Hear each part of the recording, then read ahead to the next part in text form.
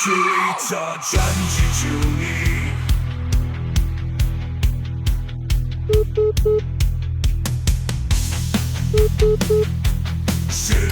Juni.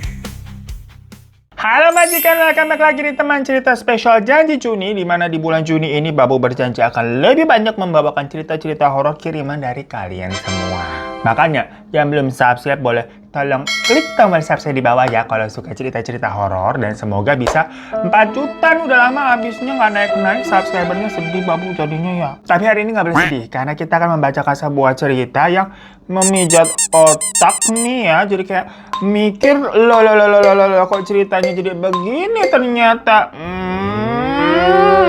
Buat yang lagi pada mumet nih nonton sampai akhir, apakah kalian akan tambah mumet gitu terus pingsan ya? Karena menurut Babu ini salah satu kiriman cerita yang sengaja udah di-keep ya dari cukup lama, spesial mau dikeluarin di Janji Juni nih biar berkesan. Jadi ini kiriman dari Nita tentang sebuah kemampuannya turun-temurun dari orang tuanya. Dimana katanya garis keturunan di keluarga ayahnya atau bapaknya itu selalu punya kelebihan, gengs. Yang mana kelebihan ini kadang-kadang juga mencelakakan ya. Karena rata-rata garis keturunan dari bapaknya itu tuh punya indra keenam alias bisa melihat yang begitu-gituan lah. Namun tidak seperti cerita-cerita kebanyakan di mana katanya nih realitanya manusia yang bisa melihat hal-hal seperti itu tuh yang sebenarnya kan kagak perlu dilihat juga ya. Itu kalau nggak kuat mental ya bakalan kena mental alias apa kabar dunia jadi gila. Seperti bapaknya Nita nih yang katanya suka kesurupan dari makhluk-makhluk astral itu. Masalahnya waktu mau menikah sama ibu dulu nih, bapak nggak jujur akan semua hal yang ada di hidupnya itu. Baru deh abis menikah kelakuannya bapak ini kok suka aneh dilihat-lihat ya. Dimana suka kayak jadi orang yang berbeda. Tahu-tahu si bapaknya kayak kemayu gitu ngaca di depan meja rias, atau tahu-tahu tantrum kayak anak kecil. Tahu-tahu juga bisa nangis tanpa sebab. Tapi yang paling ibu takutin adalah kalau kalau bapak tahu-tahu menjadi pemarah dan pakai kekerasan gitu sampai mukul-mukul segala macem. Ya mana rata-rata semua itu terjadinya secara tiba-tiba tanpa ada pemicunya. Ya maksudnya kalau ibu sama bapak lagi berantem terus si bapak kelepasan berkata-kata kasar atau berlaku kasar lah, itu kan berarti ada pemicunya, memang pertengkaran ya. Namun kenyataan yang sering terjadi adalah orang lagi adem ayem aja, begitu lagi diem-diem, tahu-tahu si bapak nih sifatnya berubah jadi kayak orang lain. Yang ternyata tadi bapak nih sering kesurupan cenah. Cuma ya karena udah terlanjur nikah sama ibu, berarti kan ibu nih harus menerima baik dan buruk dari suaminya itu. Ya makanya bapak baru cerita deh, kalau memang katanya dari keluarganya tuh, anak-anaknya atau keturunan-keturunannya nih selalu ada aja yang memang mempunyai kemampuan di luar logika. Kalau mentalnya kuat dan diseriusin, sebenarnya bisa berguna, bisa bantu orang segala macem gitu kan. Cuma kalau nggak kuat ya bisa-bisa jadi gila. Soalnya ada tuh omnya Nita dari keluarga bapaknya juga beneran jadi gila. Ya sebenarnya ibu sama bapak ini sudah mencoba melakukan berbagai hal agar bapak bisa normal lah, tapi ujung-ujungnya sia-sia. Hingga waktu berlalu nih, dimana si bapak ini ya keadaannya masih begitu terus. Tapi konteksnya di sini nih nggak tiap hari juga ya. Kalau sejauh yang ibu amati nih, bapak gampang kesurupan tuh misalkan kalau lagi bengong atau lagi kecapean. Karena memang yang paling sering tuh biasanya kayak di waktu-waktu maghrib, dimana itu adalah bapak waktunya baru pulang kerja tuh, sering kesurupan tuh, mungkin kan karena capek badannya. Atau malam mau tidur, mungkin otaknya masih ngawang-ngawang begitulah kesurupan. Makanya kalau udah di waktu-waktu genting seperti itu nih, ibu suka ngajak ngomong bapak biar fokusnya tuh terjaga. Sampai lama-lama ya bener aja, karena ibu nih udah tahu ya celahnya intensitas bapak nih di jam-jam berapa nih suka kesurupan, makin lama makin jarang terjadi karena selalu dibuat fokus. Hingga akhirnya mereka punya anak kan tuh, anak pertama namanya Helmi dan yang kedua itu Nita. Di awal sebenarnya ibu ini udah takut aja kalau anak-anaknya itu menurunkan hal-hal kemampuan dari yang namanya juga keturunan dari bapak ya. Karena kan ini ngurus bapak satu aja udah repot istilahnya. Tapi ternyata yang ditakutkan itu tidak kejadian. Karena yang anak pertama tuh Helmi normal nih, maksudnya nggak punya kemampuan apa-apa, dan begitu pun juga dengan Nita. Kehidupan mereka sempat adem ayem geng, sampai ada titik tahu-tahu si bapak kumat lagi. Dan masalahnya kumatnya ini nih bukan di rumah, tapi waktu dia lagi di tempat kerja. Dan waktu itu yang merasukinya sepertinya jin jahat, karena bapak ini tuh sampai mencelakai rekan kerjanya, ngamuk-ngamuk sampai nyokok salah satu orang. Ya dari situ si bapak dipecat. Namun sebenarnya kejadian seperti itu tuh bukan pertama kali ya. Sebelumnya bapak ini juga pernah bermasalah kesurupan di kantor tuh maksudnya, tapi nggak sampai nyelakain. Pernah dulu tahu-tahu si bapak nangis-nangis atau tahu-tahu ketawa Pak. Ya pokoknya banyak orang yang menganggap kalau bapak ini sebenarnya kayaknya punya kondisi kesehatan mental yang terganggu deh, bukan kesurupan gitu loh. Yang padahal tiap kali bapak ngelamar kerja itu kan pasti selalu ada tes psikologinya kan ya. Dan bapak ini nggak pernah terindikasi apa-apa, maksudnya bagus-bagus aja, makanya kan diterima tuh awalnya. Nggak ada yang tahu tentang kondisi bapak sebenarnya. Sampai akhirnya tahu-tahu suka kumat tuh, ya udah ujung-ujungnya suka dipecat. Pokoknya total nih bapak pernah dipecat karena masalah kesurupan itu udah sampai 4 kali, geng. Sampai yang terakhir ya termasuk yang 4 kali nih. Yang setelah itu kondisi bapak nih semakin buruk. Maksudnya sekarang kok sosok-sosok yang merasukinya itu kayak yang jahat-jahat gitu, yang membuat bapak tuh suka marah segala macem dan membahayakan orang jatuhnya. Padahal sebelum-sebelumnya tuh semenjak punya anak, terutama semenjak Nita lahir, hantu-hantu yang merasuki bapak ini bukan yang ekstrim-ekstrim seperti yang terakhir itu. Yang kayak tadi udah dibilang tuh, misalkan tahu-tahu bapak tantrum aja kayak anak kecil, atau kayak nari-nari jaipong gitu tengah malam, yang gitu-gitu aja. Ya Helmi sama Nita sih sempat takut ya, cuma lama-lama sudah biasa. Makanya terakhir bapak kerasukan sama sosok-sosok yang jahat nih, yang tiba-tiba marah sambil melotot gitu, mukul ibu, nyerang Helmi sempat juga.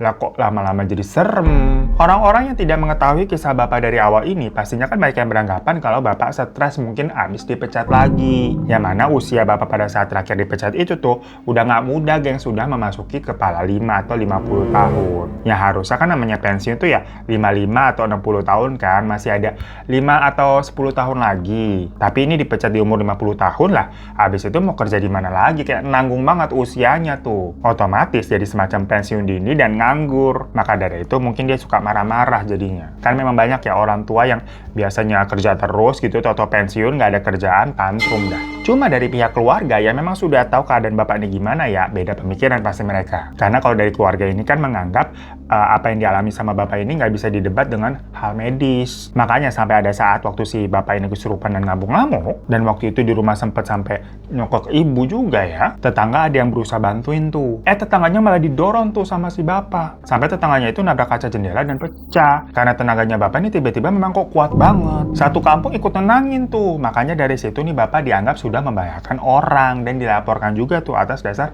penganiayaan. Karena bukan cuma ke ibu ya, tapi ke si tetangga tadi tuh sampai masuk rumah sakit gitu kan, luka-luka nabrak kaca. Dari situ bapak diamankan dan dianggapnya punya gangguan mental. Ya diterima lah pastinya, namanya alasan-alasan mistis ya. Ya akhirnya bapak dimasukkan ke rumah sakit jiwa untuk ya dibina, diobati di sana lah. Sementara Nita dan keluarganya diusir dari rumah mereka karena memang statusnya di situ mereka ngontrak ya memang. Perkara ya udah buat kehebohan tuh, ngerusakin jendela juga. Warga juga banyak yang marah, intinya disuruh keluar lah. Kalau kalian nanya kenapa banyak warga yang marah? Karena udah dari lama memang tadi dibilang tuh menganggap bapak ini tuh memang punya penyakit kejiwaan, ya dibawa berobat. Tapi memang sama ibu nih nggak pernah dilakukan, maksudnya nggak pernah dibawa berobat, karena kan kalau dari POV-nya ibu tuh yang tahu cerita bapak dari awal, itu bukan penyakit medis biasa. Ditambah memang untuk berobat itu kan juga butuh biaya pastinya mungkin ya. Sedangkan keluarga mereka ini bisa dibilang ya pas-pasan. Ya mungkin jadinya di sini ada sisi denialnya juga ya, maksudnya karena biaya tuh jadi dibiarkan aja dianggap, atau lebih mempercayainya tuh lebih ke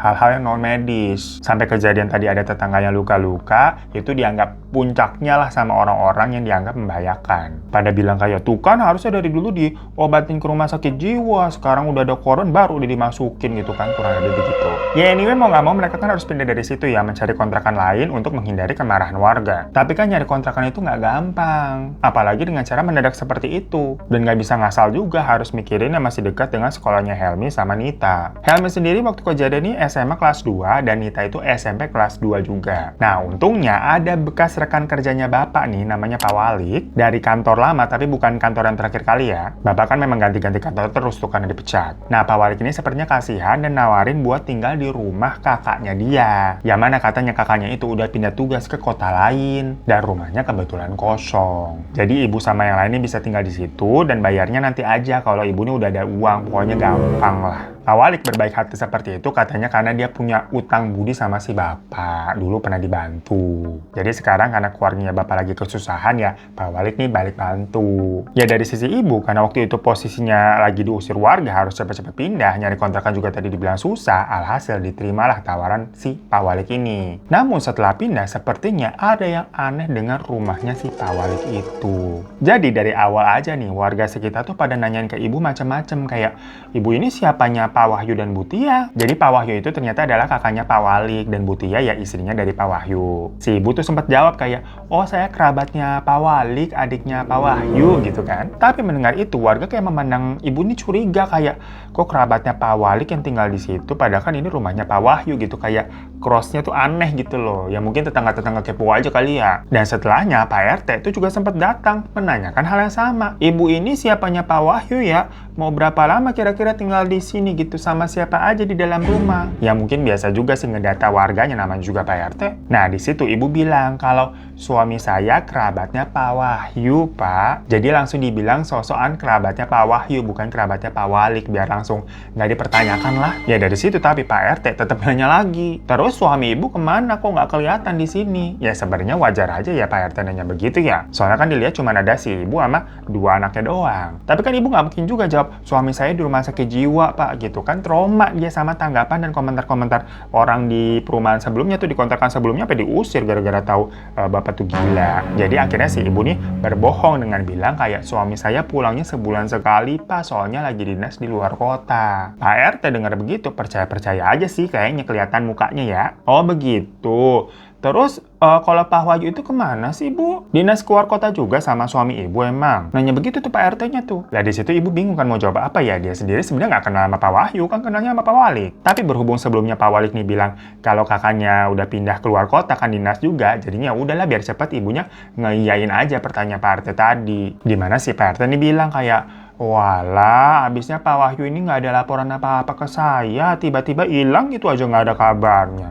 Ya udah deh, mari Bu, kalau ada apa-apa lapor ke saya aja, katanya begitu. Nah dari situ diketahui berarti kan Pak Wahyu atau kakaknya Pak Walik ini tuh main langsung pergi aja dari rumah ya. Makanya mungkin tetangga-tetangga ini pada kepo nanyain ke ibu gitu, ibu ini siapanya Pak Wahyu? Karena sama warga sana pun Pak Wahyu ataupun Bu Tia ini nggak pamit gitu, bilang mau pergi kemana, tiba-tiba kosong aja rumahnya. Dan tahu-tahu dilihat kan berarti ibu, Helmi sama Nita tinggal di situ kan. Makanya lah ditanya-tanya tuh sama warga dan Pak RT. Nah di sana itu rumahnya sebenarnya nggak besar gengs. Lokasinya tuh di dalam gang yang dempet-dempetan sama rumah lain tuh, tapi di depannya tembok perumahan orang, jadi kayak tembok tinggi gitu. Jadi bukan tipe-tipe yang rumah hadap-hadapan lah maksudnya. Di dalamnya tuh standar ada 2 kamar, di mana Nita tuh tidurnya sama ibu dan Kak Helmi tidur sendiri. Dapurnya ada di belakang tuh outdoor, menyatu sama taman kecil, kayak ada tanah kecil gitu buat jemur baju. Dan di dalam rumah ternyata masih banyak tuh barang-barang dari Pak Wahyu dan Bu Tia masih ditinggal di sana, kayak baju-baju mereka di lemari, barang-barang pribadi di laci. Cuma ya nggak ada yang berharga juga sih, maksudnya kalau perhiasan gitu nggak ada. Tapi barang-barang pribadi seperti itu tuh masih banyak ditinggalkan, kayak nggak dibawa. Hingga suatu malam pas lagi tidur, si Nita terbangun karena dia mendengar adanya suara teriakan laki-laki yang kenceng banget. Cuma pas dia lihat di sebelahnya, ibunya nih masih tidur terlelap gitu, kayak nggak denger apa-apaan. Nita keluar kamar kan, dan dilihat jam menunjukkan waktu pukul 2 malam.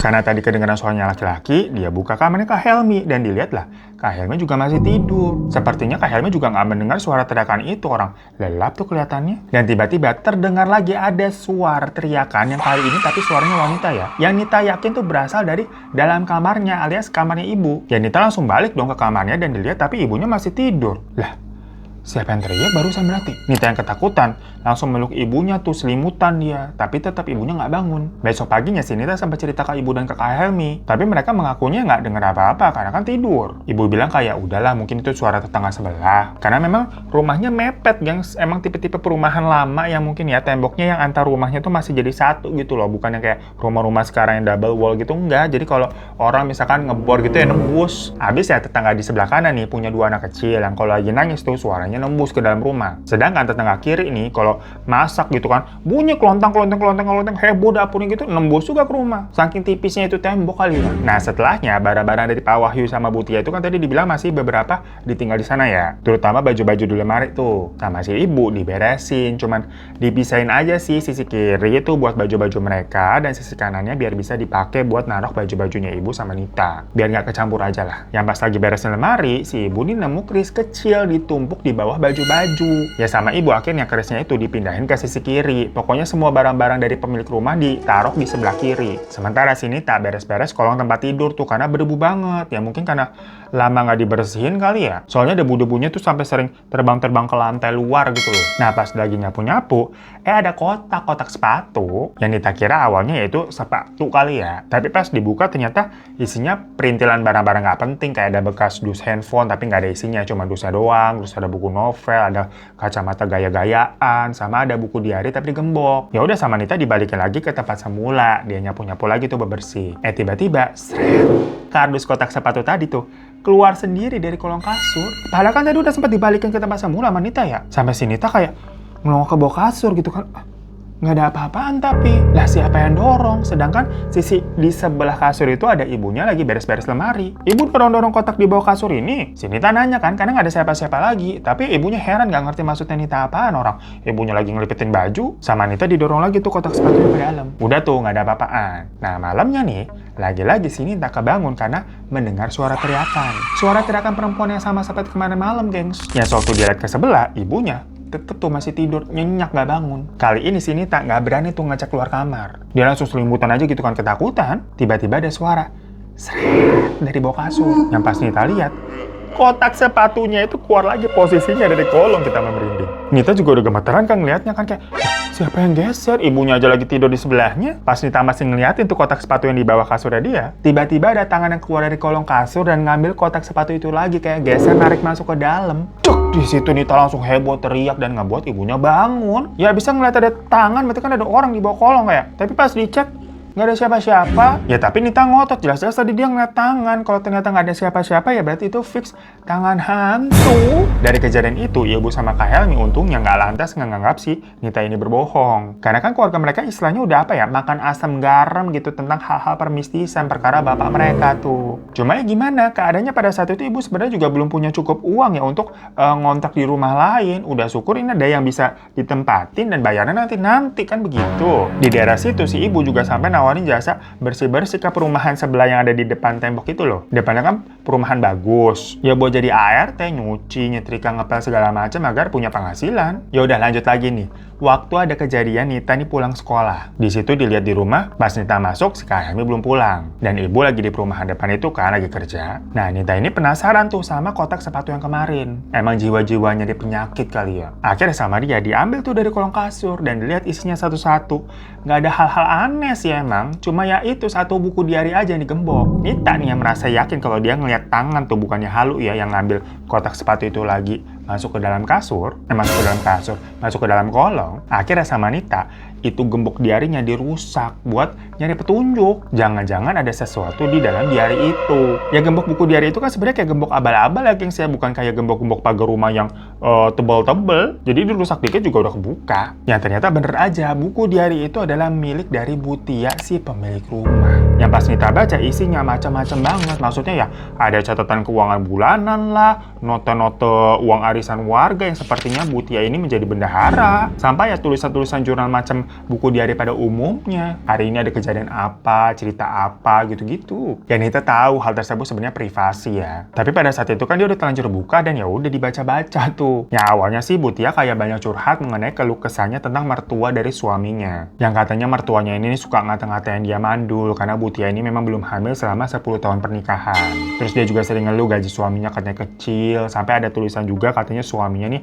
mau dipindah tugas. Cuma Bu Tia ini kayak ngerasa nggak suka sama daerah tempat baru suaminya itu. Apalagi rumah yang lagi ditempatin sama Nita nih, rumahnya Bu Tia, itu baru lunas cicilan KPR 10 tahun. Lah kok baru lunas malah dipindah tugaskan gitu, harus pergi. Tapi makin dibaca lagi ke belakang gitu ya, si Bu Tia ini juga curhat mencurigai suaminya selingkuh dan mulai KDRT katanya. Makin dibalik lagi gitu kan, makin ke belakang makin suram guys cerita-ceritanya. Dimana si Bu Tia ini menulis kayak ingin mati aja rasanya gitu. Dan habis itu udah nggak ada lanjutannya lagi. Maksudnya halaman selanjutnya kosong, nggak ada tulisan apa-apa. Tahu-tahu prang! Ada suara benda yang pecah di luar kamar. Yang pas Nita lihat, ternyata TV depan tuh pecah, gengs. Nita panik kan, apa ada masuk rumah? Soalnya memang keadaannya pintunya terbuka tuh. Cuma kan ini rumahnya bisa dibilang apa ya, kecil, seiprit gitu ya. Jadi buka pintu tuh langsung ruang duduk, ada TV tuh langsung juga. Di baliknya kamar ibu atau kamarnya Nita. Terus sebelahnya kamar mandi, sebelahnya lagi kamar Kak Helmi. Habis itu belakang tuh dapur sama tempat jemuran kebuka. Ya maksudnya dari tempat si Nita berdiri tuh di depan TV atau di depan pintu utama, dia bisa melihat ke segala sisi rumah, nggak ada siapa-siapa. Cuma karena takut si Nita nih keluar rumah dan dia sempat ngunci pintu dulu, nyamperin ibunya tuh ke perumahan depan. Bilang kan, Bu, itu TV ada yang mecahin. Mungkin tadi orangnya langsung pergi atau gimana kali. Dan pas Nita sama ibunya balik ke rumah, dilihat keadaan TV-nya normal, guys, masih utuh, kagak pecah lah. Nita bingung. Ibu juga sempat ngomel jadinya kayak, "Ibu ini lagi kerja loh, kamu jangan aneh-aneh ah." Habis itu ibunya balik lagi lah ke perumahan depan. Tapi sebelumnya si Nita disuruh buat ngangkatin jemuran aja tuh di belakang udah kering. Ya udah dari situ si Nita ke belakang gitu kan sambil bingung kenapa tadi ngeliat pecah TV-nya sekarang total normal gitu kan. Sambil ngangkatin jemuran, tiba-tiba ada orang yang lari cepat banget tuh dari depan rumah masuk ke dalam kamar ibu. Tapi karena larinya cepat banget, Nita nggak lihat itu siapa. Ya lagi-lagi takut itu maling dong. Nita ngecek tuh ke dalam kamar dan melihat pintu lemari yang sebelah kiri tuh baru aja kayak ditutup. Bruk gitu, ditutup dari dalam. Bruk. Langsung deg-degan dia. Tapi sama Nita langsung dibuka tuh pintu lemari yang sebelah kiri dan dilihat kosong. Jadi bagian lemari yang sebelah kiri itu tuh plong, gengs. Maksudnya nggak ada sekat-sekat kayak yang di sebelah kanan karena memang buat baju-baju gantung gitu loh. Sama di bawahnya ya ada baju-baju lipat yang diletakin. Nah, di atasnya Nita nih melihat ada keris kecil yang sudah berlumuran darah jadi di atas baju. Nita gemetaran loh, ini kok kerisnya ada darahnya. Dia langsung tutup lemarinya dan keluar dari rumah lagi tuh nungguin Kak Helmi sama ibu balik. Yang setelah udah pada balik ke rumah, bareng-bareng tuh mereka ngeliat ke dalam lemari. Kerisnya udah nggak ada. Nita cari-cari, Nita buka-buka, ternyata ada di selipan tumpukan baju. Nyelip tuh kerisnya di antara baju-baju dan bersih keadaannya nggak ada darah. Malamnya Nita ya overthinking karena banyak banget kejadian-kejadian aneh yang dialaminya. Sementara ibunya udah tidur duluan. Nita nih udah nyoba merem tuh, tapi dia nggak bisa tidur. Dan bener aja, tahu-tahu dia dengar ada suara pintu depan dibuka. Nita yang tadinya nggak mau ngecek, dilema nih. Maksudnya kalau ternyata itu beneran maling nih, sekarang bagaimana? Jadinya dia ngintip dulu tuh dari dalam kamar gitu kan. Dan bener aja ternyata pintu depan tuh kebuka. Tapi nggak lama, Kak Helmi masuk ke dalam. Ternyata dia habis ngerokok emang di depan. Dengan bisik-bisik si Kak Helmi bilang kayak, "Apa sih lu ngadu-ngadu ke ibu ya?" Habis itu si Kak Helmi masuk tuh ke dalam kamarnya. Nggak lama dari si Kak Helmi masuk, Nita nih yang posisinya masih di depan kamar tuh kan, ngelihat pintu depannya tuh kebuka sendiri lagi. Cuman dilihat nggak ada siapa-siapa yang masuk. Nah, Nita mikir mungkin itu angin kali ya. Tadi Kak Helmi nutupnya mungkin kurang kenceng dan nggak dikunci, jadinya ketiup angin. Ya udah, jadi sama si Nita buru-buru ditutup dan dikunci. Dan pas dia balik badan, di lantai itu tuh banyak bercucuran darah, guys. Yang ngeliat itu Nita langsung lari ke kamar dan ngunci pintunya dengan ketakutan. Dan tiba-tiba pintu kamar tuh kayak ada yang mau buka karena gagangnya tuh gerak-gerak sendiri. Gitu. Nita panik kan di kasur tuh ketakutan sampai ibunya kebangun lagi. Kenapa gitu kan? Tapi pas ibunya bangun tuh gagang pintunya udah diem aja nggak bergerak. Dan pas dicek keluar tuh ya nggak ada apa-apaan. Lantai juga terlihatnya bersih. Nah, dari situ ibu menganggap kalau jangan-jangan Nita ini menuruni kemampuan dari bapaknya yang nggak tahu kenapa baru munculnya sekarang. Dimana Nita ini bisa melihat penampakan-penampakan di rumah itu. Karena setelahnya makin parah, gengs. Karena besok-besokannya lagi nih, bener-bener waktu si Nita baru aja pulang dari sekolahnya, buka pintu, brek. Dia ngeliat tuh di belakang, ada laki-laki yang jatuh dari atas genteng ke tanah tuh yang buat jemur. Soalnya dari arah pintu masuk itu kan langsung kelihatan lurus ke belakang ya. Yang ngeliat ada yang jatuh begitu, Nita langsung minta tolong ke tetangga. Cuma pas mereka cek, lagi-lagi nggak ada siapa-siapa. Seketika itu juga si Nita menyadari berarti tadi yang dilihat orang jatuh tuh bukan orang maksudnya. Tapi kenapa dia tahu-tahu ditampakkan hal-hal aneh di rumah tersebut? Yang mulai dari awalnya itu kan dari suara-suara teriakan, terus banyak darah di lantai, dan tahu-tahu ada yang jatuh barusan. Apakah jangan-jangan di rumah ini pernah terjadi sebuah tragedi? Dari situ makanya si Nita mulai deh tuh nanya-nanya ke tetangga-tetangga sekitar. Apakah di rumah yang lagi dia tempati itu pernah ada kejadian apa gitu kek? Pernah ada yang teriak-teriak terus ada meninggal? Cuma semua tetangga nih pada bilang nggak pernah ada apa-apaan, gua aman-aman aja. Karena kan itu rumah kecil, dempet-dempetan pula kan kita diceritain. Jadi kalau ada apa-apa nggak mungkin tetangga kanan kirinya nih nggak tahu istilahnya loh. Orang kalau masak ada bayi nangis segala macam kedengeran. Namun sih tetangga pada bilang kalau di malam sebelum Pak Wahyu dan Bu Tia itu tiba-tiba hilang, nggak ada kabar, mereka melihat Pak Walid ini datang ke rumah dan terdengar memang adanya suara ribut-ribut kayak berantem tuh di dalam rumah. Cuma nggak sampai teriak-teriak kayak yang diceritain si Nita ya. Ya berantem ribut-ribut biasa aja lah. Dan sebelum itu pun beberapa tetangga bilang juga kalau Pak Wahyu sama Bu Tia itu juga emang sering ribut gara-gara belakangan Pak Wahyu katanya jarang pulang ke rumah. Namun ya abis yang terakhir kali ribut-ribut pas ada Pak Wali juga tuh, subuh-subuhnya terlihat Pak Wali kayak keluar rumah dan kunci pintu. Dia bilang mau keluar dan karena karena kepergok sama tetangga sebelah ya, mau ke masjid tuh tetangganya, si Pak Wali bilang, nitip rumah ya karena kakak sama iparnya pindah. Lah tetangganya bingung kan, kenapa tiba-tiba banget atau pindah, nggak ngomong-ngomong sebelumnya. Dan orang-orang lain juga nggak ada yang ngelihat kapan perginya emang. Yang mungkin ya malam-malam banget pas pada tidur begitu ya, nggak tahu, nggak ada yang lihat, pamit juga enggak kan. Pokoknya tadi pagi-pagi dilihat Pak Wali kunci pintu, subuh-subuh udah dia pergi sendiri. Nah itu aja sih yang menurut para tetangga ini cukup janggal. Nita yang dengar informasi seperti itu mikir, kok emang kayak aneh ya berarti? Barang-barang di rumah itu kan juga masih banyak yang ditinggal. Maksudnya kalau Pak Wahyu sama Bu Tia ini memang pergi gitu ya karena Pak Wahyu dipindah tugaskan, masa barang-barangnya nggak dibawa? Nita nanya lagi nih ke tetangga, memangnya udah berapa lama Pak Wahyu sama Bu Tia ini pergi? Katanya sih udah sebulanan lebih. Sampai sini kalian kira-kira ada yang berpikiran sama kayak si Nita nggak nih? Kalau jangan-jangan penampakan-penampakan yang dilihat sama dia di rumah itu adalah Pak Wahyu dan Bu Tia. Yang mana mungkin mereka ini nggak benar-benar pergi dari rumah itu.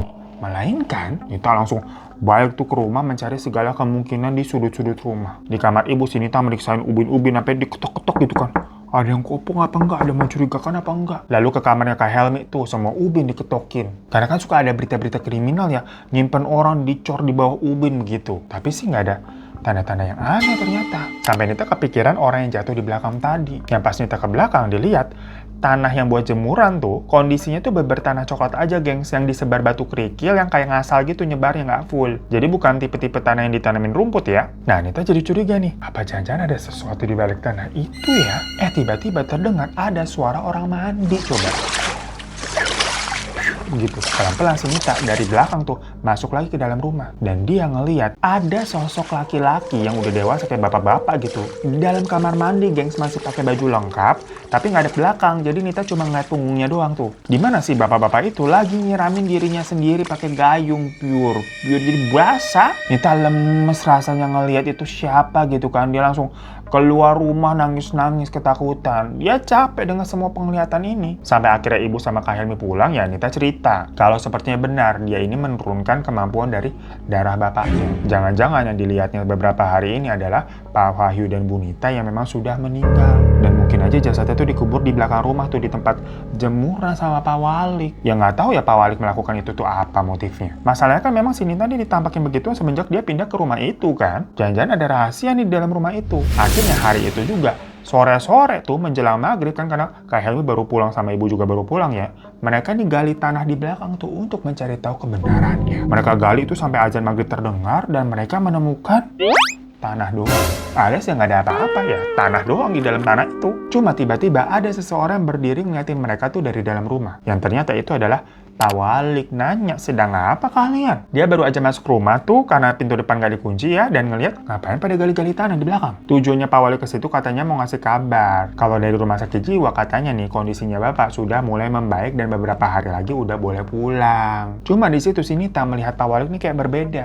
Curiga aja bawaannya tetap. Dan ibu juga akhirnya nanya, Pak Wahyu sama Bu Tia itu sebenarnya dinas kemana? Sekarang gimana kabarnya? Yang intinya akhirnya dibilang lah kalau Nita ini melihat penampakan-penampakan di rumah itu dan mereka curiga kalau Pak Wahyu sama Bu Tia sebenarnya sudah tidak ada. Tapi Pak Wali kayak bingung pas dibilang kakak sama iparnya sudah meninggal. Lah mereka masih hidup kok dibilang udah nggak ada, gimana sih? Akhirnya untuk membuktikan semua itu, Pak Wali video callan lah. Dan bener aja sih Pak Wahyu sama istrinya mah masih hidup, masih baik-baik aja. Lah ada gila-gilanya si Nita suujonnya ya. Untungnya Pak Wahyu mah kagak marah dituduh ngebunuh kakak sama iparnya. Ya udah berarti dari situ kan kecuriganya Nita berarti salah ya majikannya, ayahnya wae. Kita udah suujon juga. Sampai akhirnya beberapa hari setelahnya Bapak keluar tuh dari rumah sakit jiwa. Kondisinya benar-benar sudah sangat membaik, geng. Sampai Bapak juga sujud-sujud minta maaf jadi begini nih keadaannya. Ya pokoknya kalau kata Nita nih, misalkan Bapak lagi eling itu memang sosoknya benar-benar baik. Masalahnya kalau lagi kambuh aja gitu yang meresahkan kan. Dan di situ juga kebetulan kan ibu udah gajian nih, jadi mereka punya uang buat bayar kontrakan tuh ke Pak Wali. Pokoknya Bapak sama ibu nih sepakat untuk memulai semuanya dari nol lagi. Dan Nita pun udah tidak melihat penampakan-penampakan aneh nih, semuanya kembali tenang. Tapi kira-kira 2 minggu setelahnya nih, pas lagi malam minggu, Nita ini sempat pergi ke acara ulang tahun temennya dan pulang jam 10 malam. Ya masih SMP kan nggak boleh malam-malam banget ya, jam 10 aja udah kayak deg-degan gitu takut dimarahin. Nah pas dia lagi jalan di gang rumahnya tuh sepi. Kayaknya tetangga-tetangganya antara yang mungkin lagi pada keluar juga pada malam minggu atau yang tua-tua udah pada tidur kali. Tiba-tiba terdengar ada suara teriakan laki-laki dari dalam rumahnya dia. Ya Nita langsung lari kan, dan pas dia buka pintu, keadaan lantainya tuh terlihat banyak darah. Di situ juga TV tuh terlihat pecah. Persis keadaannya kayak waktu itu, gengs. Nita yang gemeteran tuh langsung kayak mencoba kayak mengafirmasi dirinya gitu kan, kalau enggak, ini yang saya lihat tuh nggak nyata. Dia langsung masuk ke dalam tuh sambil manggil ibu, bapak, sama Kak Helmi. Dan di situ, si Nita melihat ada sosok laki-laki yang berdiri di dalam kamar mandi pakai baju lengkap, sedang mengguyur badannya. Yang pas Nita deketin, ternyata itu adalah bapak. Posisi kamar mandinya itu kan di tengah ya, jadi kiri ini kamarnya Nita sama ibu, dan kanan tuh kamarnya Kak Helmi. Nah, tahu-tahu ibu keluar dari kamar yang sebelah kiri tuh, langsung narik si Nita untuk masuk ke dalam kamar dan ngunci pintunya. Si ibu langsung nyuruh Nita untuk ngumpet di bawah kolong gitu. Karena kalau ibu yang ngumpet di situ nggak muat. Ya Nita yang panik nggak bisa mikir ini tuh ada apa. Nurut aja, dia langsung buru-buru masuk ke kolong, gengs. Sampai nyenggol kotak sepatunya tuh agak keluar.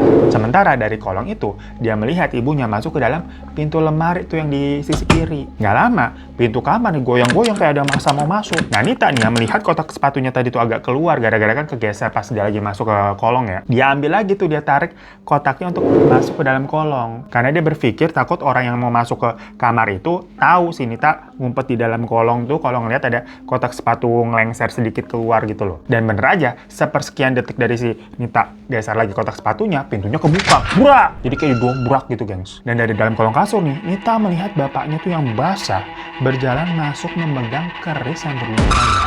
Nita udah nafas gitu kan sampai ketakutan, dan di situ dia tahu kalau bapaknya lagi kesurupan lagi nih, dan sepertinya berbahaya, bawa benda tajam. Bapaknya itu sempat jalan dan terhenti di depan kasur. Nita yang udah deg-degan banget, kayak aduh ketahuan ya, aduh gimana nih. Tapi ternyata si bapaknya belok tuh menuju lemari, dan dibukalah itu lemari bagian kiri yang ada ibu. Di situ ibu langsung teriak, dan suara teriakannya persis banget seperti yang Nita dengar sebelumnya tuh waktu dia lagi tidur dan di awal-awal pindah. Si bapak udah ancang-ancang nih mau nusuk ibu gitu kan, tapi si Nita langsung narik kakinya bapak dari bawah sampai bapak jatuh. Dan untungnya di situ langsung tahu-tahu banyak warga yang datang masuk. Karena mungkin tadi dengar teriakan-teriakan ya, dan tetangganya kan dempet-dempet, jadi langsung cepat bisa masuk. Ya si bapak langsung diamanin nih sama warga. Lagi heboh-heboh megangin bapak nih, tahu-tahu ada yang jatuh di belakang tuh dari genteng, yang ternyata itu adalah Kak Helmi. Jadi ternyata nih awal yang nggak tahu gimana ceritanya si bapak tahu-tahu ngambil keris yang ada di dalam lemari. Nah untuk part ini bener yang nggak ada yang tahu karena nggak ada yang ngeliat. Tahu-tahu si bapak udah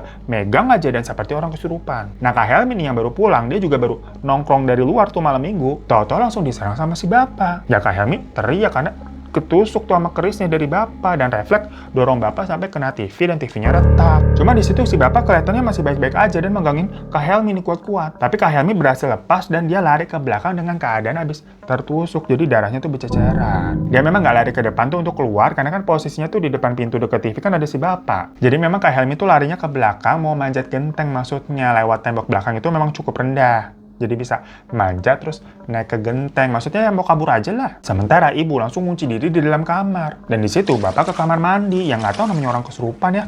Jemur-jemurin air. Mungkin ngerasa kepanasan atau gimana kali ya. Setelahnya Nita masuk. Terus kan manggil orang rumah kan. Manggil bapak, ibu, Kak Helmi gitu kan. Ngeliat keadaan rumah juga udah chaos. Nah ibu yang dengar suaranya Nita langsung buka pintu kamar dan narik Nita ke dalam. Habis itu ya kayak tadi kejadiannya. Jadi ternyata penampakan-penampakan sebelumnya yang Nita sering lihat itu adalah kejadian-kejadian mengerikan yang terjadi pada saat itu, di mana ternyata Nita ini punya kemampuan untuk melihat kejadian di masa datang yang membahayakan. Kemampuan turunan dari darah bapaknya ternyata seperti itu ke Nita. Jadi tangan yang keluar dari kolong kasur yaitu tangannya dia. Suara teriakan perempuan dan laki-laki yang sempat didengar itu adalah suara ibu sama Kak Helmi. Penampakan laki-laki di dalam kamar mandi ya bapak. Dan sosok yang jatuh dari genteng ya Kak Helmi. Namun untungnya waktu itu Kak Helmi yang jatuh itu langsung ditolong sama warga, dilarikan ke rumah sakit, jadinya Kak Helmi selamat. So itu majikan cerita dari Nita yang dia sendiri aja nggak nyangka ternyata semua yang terjadi itu adalah semacam proyeksi kejadian yang akan terjadi. Lah apalagi kita yang dibuat suujon dari awal ya. Cuma Nita mengaku semua hal itu tuh nggak bisa diatur. Alias hal-hal atau potongan-potongan yang dilihat itu tuh akan tiba-tiba datang dengan sendirinya. Kalau udah begitulah barulah dia akan waspada. Ya maksudnya kalau dia disuruh konsentrasi berusaha melihat kejadian di masa depan akan seperti apa nggak bisa. Atau disuruh liatin kisah kejadian orang lain tambah nggak bisa. Dan kejadian-kejadian seperti itu juga jarang ya. Maksudnya hanya beberapa kali aja pernah terjadi di hidupnya. Kayak yang tadi tuh kejadian yang paling parah yang bapak kesurupan. Terus pernah juga sebenarnya setelahnya ya, waktu mereka udah nggak tinggal di kontrakan itu, udah pindah, rumah kontrakan yang barunya itu tuh kebakaran karena gas bocor. Nah sebelumnya Nita juga udah dapet penglihatan tuh. Cuma memang nggak bisa kayak semacam apa mencegah gitu, nggak bisa gengs. Jadi kalau udah takdirnya itu terjadi ya terjadilah. Ya tapi untungnya lagi-lagi nggak ada yang kenapa-napa ya, alias ya selamat semua. Pernah juga katanya waktu gempa hebat tuh sebelumnya si Nita mendapatkan kayak firasat-firasat penglihatan. Pokoknya kalau ada hal-hal yang dirasa membahayakan baru deh penglihatan itu tuh muncul. Namun katanya belakangan ini nih udah selama beberapa tahun nggak pernah muncul-muncul lagi karena memang kehidupannya ya alhamdulillahnya lagi tenang-tenang aja. Ya semoga katanya jangan ada apa-apaan ya Van, katanya si Nita begitu ya, amin ya. Dan setelah kejadian yang paling menegangkan tadi tuh ya, bapak itu memang dimasukkan kembali ke rumah sakit jiwa karena dianggap ya sudah mencelakakan juga, nusuk anaknya sendiri. Dan habis itu juga memang keadaannya bapak ini semakin buruk. Jadi yang pas terakhir keluar itu sebenarnya keadaan bapak itu adalah keadaan terbaik semasa hidupnya. Dimana sosoknya itu beberapa ya, sosok yang Nita kenal lah yang beber sebagai wujud bapak. Tapi setelahnya ya udah belas gitu, semakin parah geng, sampai-sampai katanya waktu Nita jenguk lagi ke rumah sakit jiwa tuh bapak nggak kenalin. Ya makanya terima kasih banyak ya untuk Nita udah berbagi cerita yang luar biasa ini. Terlepas dari kondisi bapak yang memang seperti itu, ya kalau ada hal-hal seperti ini udah paling bener ditangani dengan medis sebenarnya ya. Ya salah satunya mungkin seperti dirawat di rumah sakit jiwa, at least agar tidak membahayakan orang-orang sekitar. Karena memang kalau dari pihak medisnya sendiri tetap aja didiagnosanya tuh mengalami gangguan jiwa ya, tidak ada unsur mistis apapun. Karena untuk perdebatan antara medis dan mistis pastinya nggak bisa ketemu. Ya tapi setidaknya setelah itu kan bapak sudah tidak membahayakan siapa-siapa. Ya terima kasih Majikan udah pada nonton. Jangan lupa untuk klik subscribe di bawah buat yang belum. Kalau udah terima kasih banyak, minta tombol like-nya juga diklik. Kalau mau kirim-kirim cerita bisa email ke di bawah ini. Dan sampai jumpa lagi di teman cerita selanjutnya spesial di Janji Juni. Assalamualaikum warahmatullahi wabarakatuh. Janganlah takut, ceritakan padaku, karena kamu teman cerita.